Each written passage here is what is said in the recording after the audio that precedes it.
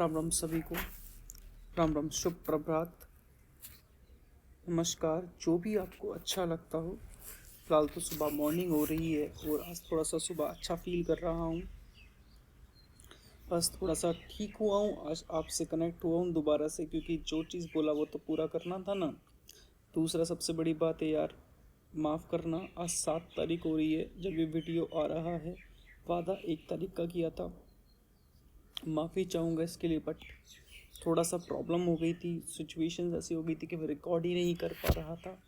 तो चलिए आज की क्लास शुरू करते हैं, फिर कभी और क्लास में चर्चा करेंगे इस बारे में कि हम आज तक क्लास 6-7 दिन में हमारे साथ क्या हुआ क्या नहीं हुआ। तो चलिए आज की कक्षा प्रारंभ करते हैं भैया। देखिए, हमने एक एजेंडा लिया है कि हम लोग 2020 सीरीज़ की एक सीरीज़ चलाने वाले हैं, जिसमें हम लोग क्या करेंगे, हर रोज़ 20 MCQs पढ़ेंगे। ठीक है, तो जैसे कि स्टार्ट हो रहा है, सबसे पहले चैप्टर मैंने नॉट फॉर प्रॉफिट ऑर्गेनाइजेशन लिया है। मैं चैप्टर वाइज पहले MCQs डालूंगा, देन उसके बाद आपको कुछ चैप्टर्स के कंबाइंड MCQs दिखाऊंगा जो मोस्ट एक्सपेक्टेड MCQ की कैटेगरी में आएंगे। हालांकि सभी के सभी इसी में ही कवर हो जाएंगे, ठीक है ना। चैप्टर वाइज में बहुत सारे MCQs। आपको सभी जानते हो कि एग्जाम में यहाँ से 1 मार्क का क्वेश्चन आने वाला है, ठीक है। जब यहाँ से आना ही 1 मार्क का क्वेश्चन है, तो इसीलिए मैंने यहाँ से 17-18 MCQs ऐसे निकाल लिए जो बहुत ही ज़्यादा इंपॉर्टेंट थी। लाइक दैट, जैसे कि आप देख पाएंगे, not for profit organisation are not set up for age. कोई सेटअप नहीं कर सकता। रिलीजियस पर्पस कर सकते हैं ऑर्गेनाइजेशन, ट्रेड यूनियंस कर सकते हैं, स्कूल्स कर सकते हैं, बट पब्लिक कंपनी नहीं कर सकती। कहाँ से डील होती है कि ये कंपनीज एक्ट 2013 से डील होती है, ठीक है। इसके बाद अगला आता है क्या, not for profit organisation are managed dash who are fully accountable to their members and society for the utilisation of the fund raise for the meeting the objective of the organisation, ठीक है। They submit the financial statement to the statutory authority called, जो भी है। अब आपके पास 2 option fill करने हैं आपको यहाँ पे, ठीक है। अब पहले आप सोचिए इसको ध्यान से, पोज कीजिए अपने अकॉर्डिंग, पहले इसका आंसर कीजिए, देन इसके बाद मेरे आंसर चेक कीजिए, ठीक है। तो देखिए, बेसिकली आंसर तो मुझे बताना पड़ेगा, अदरवाइज कैसे कर पाएंगे।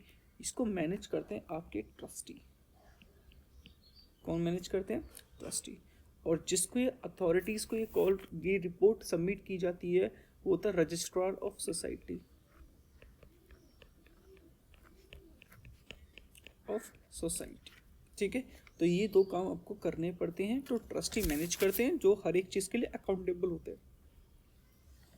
सुबह का टाइम है भाई साहब, थोड़ा सा जल्दी जल्दी कवर करते हैं, क्योंकि इतना टाइम समय नहीं लेना है मुझे, बहुत जल्दी से वीडियो कवर करनी है, ज़्यादा टाइम समय नहीं लेना। 20 अप्रॉक्सीमेशन 20 मिनट बहुत ज़्यादा बोल रहा हूँ। 20 MCQs है, बहुत अच्छे से समझाना है भाई। अगर आपको ये वीडियो अच्छी लग रही है, क्वेश्चन अच्छा लग रहा है, लाइक कीजिए, शेयर कीजिए, सब्सक्राइब कीजिए।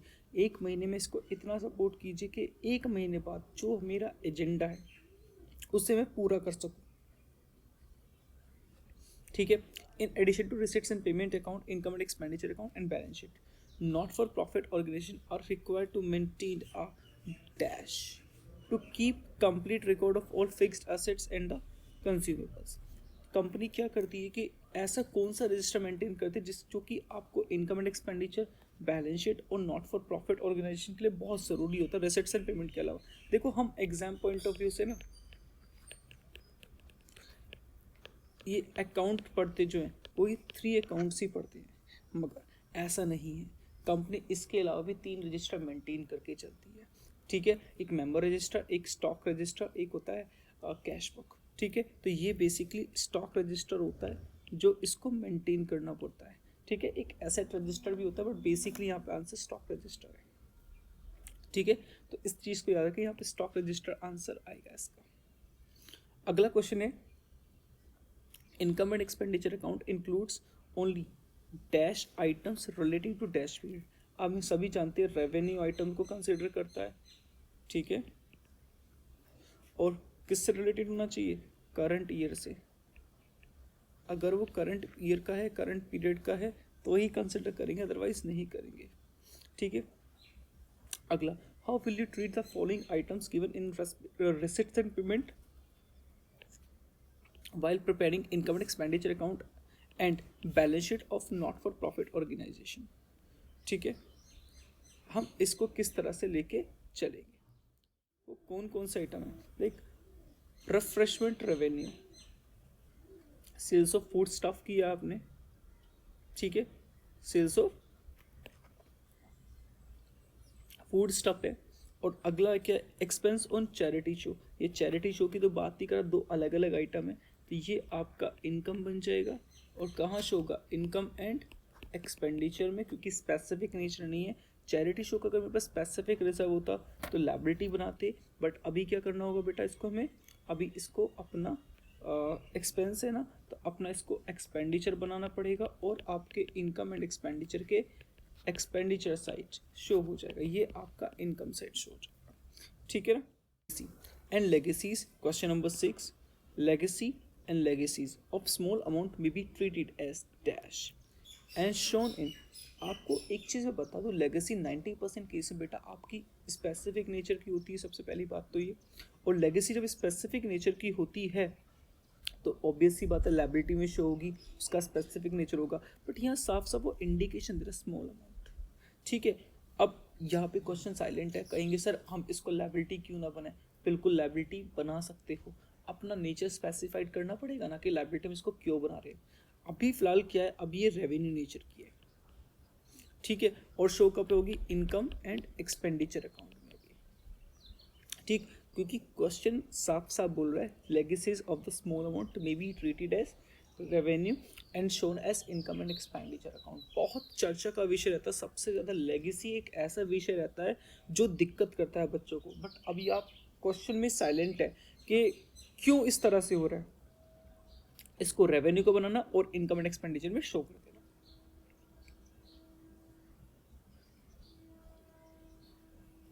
क्वेश्चन नंबर 7 की तरफ आती है, ठीक है, क्वेश्चन नंबर 7 की तरफ आते हैं।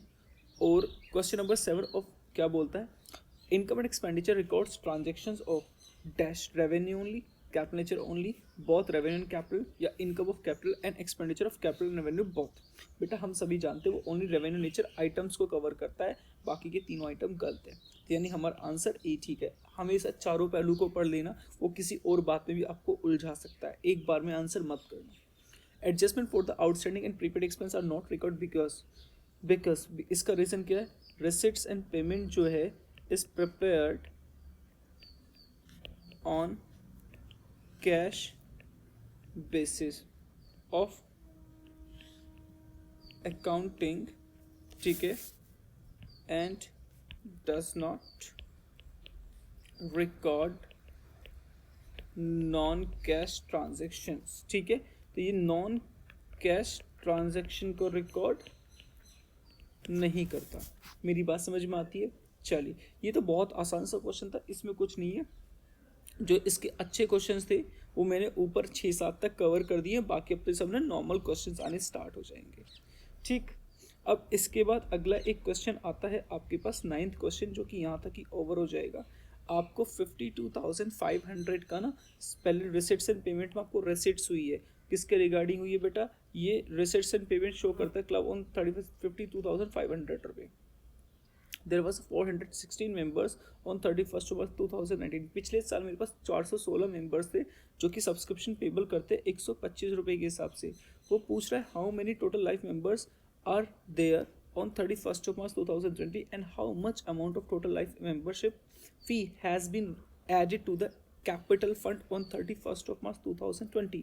देखो बेटा, हम लोग क्या करते हैं, एक ट्रीटमेंट हम सभी लोग गलत करते हैं, उसको हमेशा याद रखना। जो आपका कैपिटल फंड होता है ना बैलेंस शीट में, यहाँ पे कुछ अमाउंट होती है, तो हम यहाँ पे सरप्लस ऐड करते हैं। इसके साथ साथ इसमें एक चीज़ और ऐड होता है बेटा, लाइफ मेंबरशिप फी।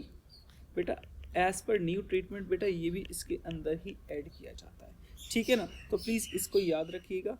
और लाइफ मेंबरशिप फीस हमेशा लायबिलिटी मिलती है, एक्सेप्ट अगर वो स्पेसिफिकली ना बोल दे कि आपको इसको क्या बनाना है, रेवेन्यू नेचर के लिए ट्रांसफ़र करना है, इनकम एंड एक्सपेंडिचर में ट्रांसफर करना है या ये रेवेन्यू नेचर का। अभी क्वेश्चन साफ साफ बोल रहा है कि ये आपकी लायबिलिटी में ही जाएगा और पूरा का पूरा कितना 52,500 ही जाएगा। मगर हाउ मेनी मेंबर्स, ये तो आंसर करना पड़ेगा, नहीं करना पड़ेगा? कुछ नहीं करना।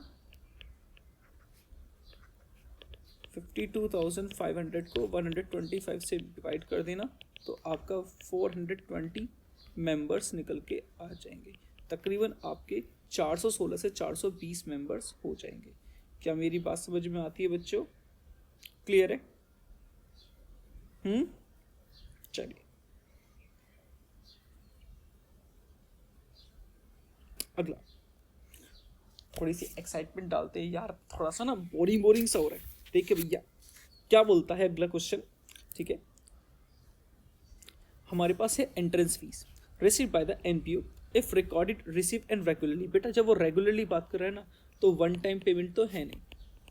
अगर वन टाइम पेमेंट होता तो ये लाइफ मेंबरशिप फी बन जाता, बट अभी क्या है, ये रेगुलर रिसीव होता। भैया रेगुलर का मतलब क्या है, आपकी एंट्रेंस फीस आपको नॉर्मली आती रहती है, तो जब भी रेगुलर बेसिस पे हो तो ये बेटा सीधी सीधी आपकी ना credit side of income and expenditure है, क्योंकि आपकी नॉर्मल इनकम मान ली जाएगी रेवेन्यू नेचर की। आपको ऑर्डिनरी कोर्स ऑफ बिजनेस में पैसा रिसीव हो रहा है।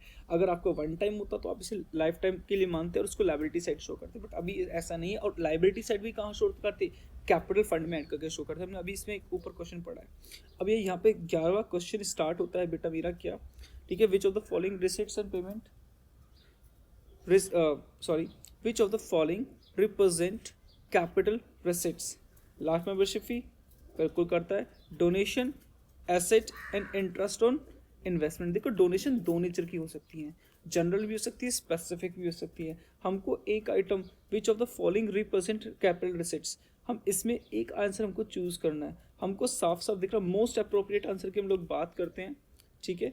मोस्ट अप्रोप्रिएट में मेरे को लाइफ मेंबरशिप फी दिख रहा है अपना, ठीक है। डोनेशन जनरल भी हो सकता है, स्पेसिफिक भी हो सकता है, तो अभी हम मान के चलेंगे हमारा है जनरल। कैसा है बेटा, जनरल। तो इसलिए आंसर इसका क्या आएगा, इसका ए आंसर होगा। If there is a match fund then match expense and income are transferred to. If there is a match fund and match expense and income transfer to, जब हम लोग कोई स्पेसिफिक फंड बनाते हैं, जब हमारे पास specific fund होता है, आपको फंड बेस्ड अकाउंटिंग में सिखाया जाता है कि अगर कोई आपके पास फंड मेंटेन है तो आपको कुछ नहीं करना, उस मेंटेन फंड में से ही आपको एक्सपेंस करने होते हैं। अगर कोई इनकम है तो वहाँ पे ही आपको उस इनकम को ऐड करना होता है। सबसे पहली बात तो ये, बट एक्सपेंस कितने माइनस करेंगे, अप टू अवेलेबल फंड। अब ऐसा नहीं है, मैंने कहा 10 लाख का मेरे पास फंड था, ठीक है, 2 लाख की मेरे रिसिट्स हुई, अवेलेबल तो 12 लाख है, बट मेरे एक्सपेंस कितने के हो गए बेटा, एक्सपेंस हो गए हैं मेरे 14 लाख के। तो मैं यहाँ से 12 लाख ही यूटिलाइज कर पाऊँगा, ये तो नील कर दूंगा। बाकी के जो 2 लाख रुपए होंगे ये बैलेंस शीट में हो रहा है, ठीक है। अब जो बाकी के 2 लाख होंगे वो इनकम एंड एक्सपेंडिचर में बेटा आपके एक्सपेंडिचर सच होंगे, क्या, मैच एक्सपेंस 2 लाख रुपए। तो ये ट्रीटमेंट भी याद रखना बच्चों, इस चीज़ को भूलना मत। फिलहाल अभी क्या होगा, इसका जो आंसर आएगा वो कहाँ से लेके चलेंगे हम लोग, income and expenditure, asset side of balance sheet, liability side of balance sheet. ये आंसर हो सकता है both income and expenditure and to balance sheet, ठीक है। अब इसके अंदर आंसर क्या होना चाहिए, बच्चा कंफ्यूज हो गया। फिलहाल आपका मोस्ट अप्रोप्रिएट आंसर क्या है बेटा, इसका आंसर है सी। हम मान के चलते कि हमारे पास फंड इतना है कि हम लोग आराम से पे कर सकते हैं। अगला क्या आएगा आपका 11। देखिए 2 क्वेश्चन, 11 ही क्वेश्चन 2 बार रिपीट हो रहा है, तो ये क्वेश्चन नंबर 12 है। मेरे से गलती हो गई है नंबर डलने में, 13 माफ़ी चाहूँगा, 14। आगे, subscription received in advance during the current year is, subscription received during in advance during the current year is, क्या होगा बेटा, आपका सब्सक्रिप्शन रिसीव्ड हुआ एडवांस में। अगर आपको एडवांस सब्सक्रिप्शन मिलता, पहली बात तो ये इनकम होती है बेटा। क्या होती है, जब इनकम होती है, इनकम अगर आउटस्टैंडिंग है तो असेट्स बनती है, बट एडवांस है ना नेक्स्ट ईयर के लिए, दैट मीन्स ये मेरी इस साल की इनकम ही नहीं है या मेरे को मिलना ही नहीं है, ये तो अगले साल के लिए एडवांस मिल गया, ये बेटा आपकी लायबिलिटी होगी। क्या होगी बेटा? लायबिलिटी होगी। तो इसका आंसर होगा सी। अगला, how much amount will be shown in the income and expenditure account in the following cases, कितना अमाउंट शो होगा। ठीक है, 2 साल का डेटा आपको दे रखा है, ओपनिंग क्लोजिंग बैलेंसेस दे रखे हैं, मीन्स सिंपल आगे क्या बोलता है, during the year payment was made to stationery, कितने की 60,000 की आपने पेमेंट की है। ठीक है, आपके पास ओपनिंग है, इनके क्लोजिंग बैलेंसेस और 60,000 का आपने पेमेंट किया है। सिंपल इसका आपको क्या निकालना, हाउ मच शो, यानी आपको कंज्यूम्ड ड्यूरिंग द ईयर निकालना है। सबसे पहली बात तो ये, इसके लिए आपके पास ओपनिंग स्टॉक ऑफ स्टेशनरी है, क्लोजिंग स्टॉक है, बट कहीं भी परचेज ड्यूरिंग द ईयर नहीं है। हम पेमेंट को तब तक परचेज नहीं मानते जब तक हमारे पास ओपनिंग और क्लोजिंग नहीं होता, अगर क्रेडिटर्स का। अब इस कंडीशन में क्या होगा, हमको इसको क्या मानना पड़ेगा, ओपनिंग और क्लोजिंग मानना पड़ेगा। ठीक है बेटा, तो सबसे पहले क्या काम करना है, आपको कंज्यूम निकाल के देखना है। कंज्यूम कितना आएगा, फॉर्मूला लगाएंगे, opening plus purchase minus closing. ठीक है, ओपनिंग कितने का है बेटा, ओपनिंग है 3,000 का, कितने का बेटा जी, 3,000 का ओपनिंग है, और क्लोजिंग कितने का, 3,200 का। अब परचेज चाहिए, उसके लिए बना लेंगे हम बेटा क्रेडिटर्स अकाउंट। क्या बना लेंगे, क्रेडिटर्स अकाउंट। ओपनिंग बैलेंस कितने का है क्रेडिटर्स का, ठीक है 8,000 रुपये, बाय बैलेंस BD 8,000 रुपये, और टू बैलेंस CD देखो कितने का, 6,000 रुपये का, 6,000 का।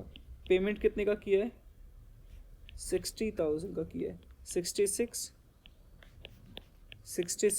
58,000 आता है। जैसे 58,000 यहाँ पे ऐड करूँगा और माइनस करूँगा 32, तो 57,800 आएगा बेटा, ये कंज्यूम्ड हो गया और यही आपका आंसर है, ये 57,800। चलिए, होप सो आपको अच्छे समझ में आया, इसमें कोई इतना कुछ हार्ड कोई लॉजिक नहीं है, सब कुछ कर पाओगे। ऐसे ही सेम क्वेश्चन बेटा बिल्कुल एज इट इज़, ये आपको कुछ नहीं करना, जस्ट इसको मैं यहाँ पे ही सॉल्व कर देता हूँ। ओपनिंग कितना है, 8,000 है इसका, क्लोजिंग कितना है, 13,000 है। आपको परचेज ड्यूरिंग द ईयर निकलना, 2,50,000 की आपने पेमेंट किया, 2,50,000 में क्लोजिंग ऐड कर दो, कितना 12,000, और माइनस कर दो ओपनिंग। तकरीबन बेटा ये कितना आंसर आएगा, 2,52,000 आएगा। 2,52,000, 8,000 2,60,000 होते हैं, माइनस करेंगे 13,000, 2,47,000 आएगा। इसका आंसर कितना हो गया बेटा, इसका आंसर हो गया ये। ठीक है, बी। तो कुछ इस तरह से आप इसको कर लेंगे। ठीक है, अगर मेरे को जल्दी जल्दी करना हो, अगर मेरे को ऐसा अकाउंट का प्रोसीजर नहीं करना, तो आपको करना पेमेंट में ऐड कर देना क्या बेटा, closing balance of creditors minus कर देना ओपनिंग, जो आंसर निकल के आएगा वो आपने परचेज ड्यूरिंग द ईयर किया क्रेडिट बेसिस पे, कैश के लिए नहीं बोला। अगर कैश के लिए बोलता तो उसको भी ऐड करना पड़ता। हम जब कंज्यूम निकालते opening stock plus purchase credit and cash, ये जो निकल के आया क्रेडिट आया है, और माइनस कर देंगे ओपनिंग प्लस परचेज क्रेडिट और कैश माइनस कर देंगे क्लोजिंग, हमारा आंसर निकल के आ जाएगा। अगला है 16 क्वेश्चन। ठीक है, ये 15 है। ठीक है, आगे चलते हैं। ठीक है, out of the following items which is shown in the receipts and payment account of the not for profit organisation, कौन सा आइटम इसमें रिसिट्स एंड पेमेंट में शो होगा। एक्रूड इनकम कभी नहीं लेके चलता, क्योंकि ये नॉन कैश आइटम है। आउटस्टैंडिंग नहीं लेके चलेगा, डेप्रिसिएशन नहीं लेके चलेगा, तो इसका आंसर नन होगा। ठीक है, in general donation of huge is amount is treated as, या आपको मैं इस तरह से बोलूँ, in general donation of huge amount is receipts by a school या received by a school, that donation is treated as huge amount है। Huge amount को मतलब समझ रहे हो बेटा, जनरल नेचर में नहीं होगा। ठीक है, मान के चलते हैं हम लोग ये स्पेसिफिक नेचर का होगा, और स्पेसिफिक नेचर की चीज़ को ना बेटा हम लायबिलिटी में शो करते हैं, कैपिटल रेसिट माना जाएगा। तो इस तरह से आपके क्वेश्चन हो जाते हैं। तो मैंने इसके अंदर सब कुछ कवर करने का कोशिश किया है, तो आई होप आपको ये समझ में आया होगा। क्लास 13 से 14 मिनट का खिंच चुका है, तो चलिए बेटा अपना मेहनत कीजिए, और आज से सीरीज़ कंटिन्यू हो गई है। मैं कोशिश करूँगा आपको ये वीडियो रोज़ देता रहूँ। माफ़ी चाहूँगा 6 दिन लेट हुआ, इसकी पूरी सूचना आपको दी जाएगी, बट अभी हमारा मेन मोटिव है पढ़ाई से ना हटना। और प्लीज़ प्लीज़ प्लीज़ बच्चों, एग्ज़ाम हो ना हो, पता नहीं क्या होगा, वेव्स बहुत हैवी पड़ती जा रही है, 3rd वेव की एंट्री सुनने में आ रहा है, तो प्लीज़ घर में रहें, सभी सुरक्षित रहें।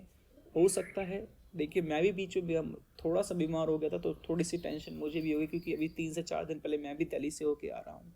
तो प्लीज़ सभी के सभी घर में रहें, सुरक्षित रहें। जो भी सिचुएशन है भाई, बाहर निकलने की कोशिश ना करें। एग्ज़ाम की प्रिपरेशन के लिए हम बैठे हैं, तो मेरी तरफ से तो एक कोशिश स्टार्ट हो गई है। इस चैनल को इतना सपोर्ट दिखाओ, इतना प्यार दिखाओ यार। अगर ये 1 जून तक, 2 जून तक इतना बड़ा एटलीस्ट बन जाए, अगर हम लोग लाइव स्ट्रीम कर रहे हैं, बेटा मेरे पास टोटल सेटअप है, अगर हम लाइव स्ट्रीम कर रहे हैं कि 150 बच्चे, 200 बच्चे जुड़े रहें हम लाइव स्ट्रीम के दौरान, अगर ऐसा पॉसिबल हुआ ना बेटा, मैं लाइव स्ट्रीम करूँगा 1 तारीख के बाद, जब आपके एग्जाम में जो छुट्टियाँ पड़ेंगी, लाइक 6 से 7 दिन, आपका मैं पूरा साथ दूंगा, आपका सिलेबस मैं पूरा कराऊंगा, और ऐसा पूरा कराऊंगा ना, एक एक कंसेप्ट ऑन टिप्स करा दूंगा, ये मेरा आपसे प्रॉमिस है। चलिए बेटा, मिलते हैं, सभी को राम राम। जो भी आप मुझसे कनेक्ट करते हो, फील करते हो जुड़ने के लिए, सत श्री अकाल, राम राम, अस्सलाम वालेकुम, जो भी आप फील करते हो, ठीक है। चलिए मिलते हैं, बाय बाय।